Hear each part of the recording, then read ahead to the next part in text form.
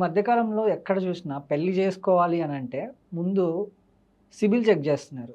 అంటే పెళ్లి చేసుకోవడానికి సిబిల్‌కి సంబంధం ఏంటి అని ఒక డౌట్ వస్తుందండి. దీని గురించి మీరేమంటారండి? జనరల్‌గా ఏందంటే మనకు టెక్నాలజీ పెరిగిన కొద్దీ ఏమైతుందంటే ఒక వ్యక్తి గురించి తెలుసుకోవాలనే ఒక ఆలోచన ఉంటది గదా! హ్మ్. సో, మనకు ప్రధానంగా భారతదేశంలో పెళ్లి అంటే ఒక ఫైనాన్షియల్‌కి సంబంధించిన సెక్యూరిటీ. అవును. ఎందుకంటే ఏందంటే అమ్మాయి సైడ్ అయినా సరే ధనవంతునికి ఇయ్యాలని, అబ్బాయి సైడోళ్ళు గూడా అమ్మాయి వాళ్ళు కొద్దిగా ఆర్థికంగా స్థిరంగా ఉన్నారా? రేపు మనకేమన్నా అయితే ఏమన్నా ఆదుకుంటారా? ఆదుకోరా? హ్మ్. లేకపోతే కట్నాలు ఇస్తారా? ఇయ్యరా? అనేది మనకు ఈ అనలైజ్ చేస్తుండే. అవును.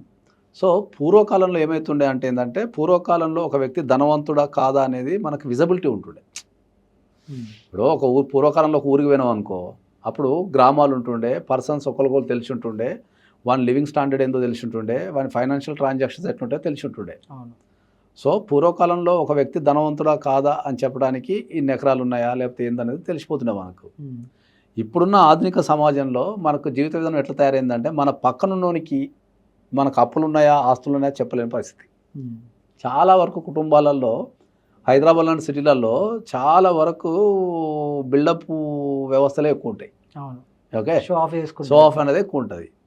సో ఇప్పుడు ప్రస్తుతం ఉన్న సమాజంలో ఒక వ్యక్తి ఆర్థికంగా స్థిరంగా ఉన్నాడా లేడా అని చెప్పగలగటానికి సిబిల్ అనేది ప్రధాన సోర్స్. హ్మ్. అంటే నీ సిబిల్ ఎంత ఖతర్నాక్ ఉంటే, హ్మ్. నీకు ఎంత స్కోర్ ఎక్కువ ఉంటే, ఎందుకంటే ఇప్పుడు సిబిల్ తీసినాం అనుకో మనము, హ్మ్. సిబిల్లో మనకి ఎన్ని లోన్స్ ఉన్నాయి, ఎన్ని క్రెడిట్ కార్డ్స్ ఉన్నాయి, అవి ఎగ్గొట్టినామా, లేట్ పేమెంట్లు కట్టినామా, ఎన్ని సంవత్సరాల నుంచి లోన్లు ఉన్నాయి, ఏమేమి లోన్లు ఉన్నాయి అనేది నీ ఆర్థిక పరిస్థితి మొత్తం నీకు అందులో కనిపించేస్తుంది. అవును.